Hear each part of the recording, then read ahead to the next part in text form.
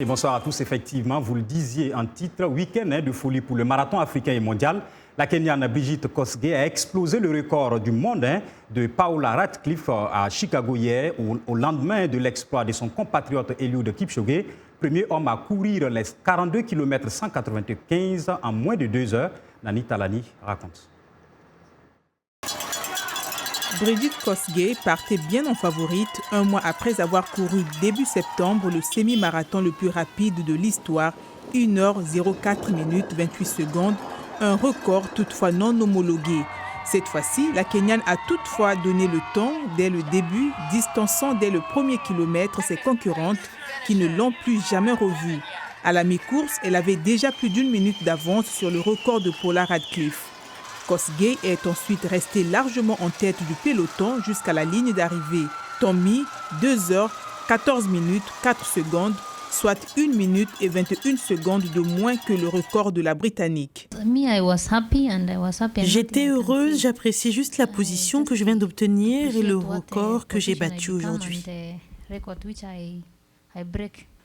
Kosgei explose ainsi sa précédente marque de plus de 4 minutes, mais ne compte pas dormir sur ses lauriers. Aujourd'hui, j'ai couru 2h14 minutes et 4 secondes, mais je me concentre toujours pour réduire mon temps à nouveau. Si c'est possible, si mon corps répond à ce moment-là, je pourrais réduire un peu petit à petit. Chez les hommes, c'est un autre Kenyan, Laurence Chirono, vainqueur à Boston cette année, qui l'a emporté en 2h5 minutes 45 secondes dans une course qu'il a terminée au sprint devant les Éthiopiens Dejene Debela et Assefu Mensou. Le Kenya et l'Afrique doublement honorés dans ce monde du marathon. En effet, samedi à Vienne, en Autriche, donc, Eliud Kipchoge a réussi son self-challenge en parcourant les 42 km 195 en moins de 2 heures. Dans son Kenya natal, parents et compatriotes du recordman du monde ont vécu l'événement historique en direct. Suivez. Dans la matinée du samedi, à Eldoret, à des milliers de kilomètres de Vienne, des milliers de fans ont bravé le froid tôt le matin pour voir leur fils adoré écrire une nouvelle page du marathon mondial. Tous avaient les yeux figés sur l'écran géant monté au milieu de la ville. Au domicile familial à Kapsabé, dans le village où Eliud Kipchoge a fait son école primaire, la famille proche s'est agglutinée devant un petit écran. À mesure que le détenteur du record du monde se rapprochait de la ligne d'arrivée, la fièvre montait et la confiance grandissait. Au finish, Kipchoge a franchi la ligne d'arrivée comme promis, en moins de 2 heures, soit exactement en 1h59 minutes 40 secondes, déclenchant une liesse de joie chez les siens. Je suis heureuse parce qu'il a gagné au Kenya et dans le monde. Je le remercie beaucoup pour cela, pour ce qu'il a fait pour moi, le Kenya et le monde. C'est un grand moment à Ouagadougou. Je le considère exactement comme le même jour où, il y a 50 ans, le premier homme a atterri sur la Lune. Kipchoge avait dit vouloir courir pour l'histoire et démontrer que l'être humain n'a pas de limite, une promesse tenue. Je suis l'homme le plus heureux aujourd'hui.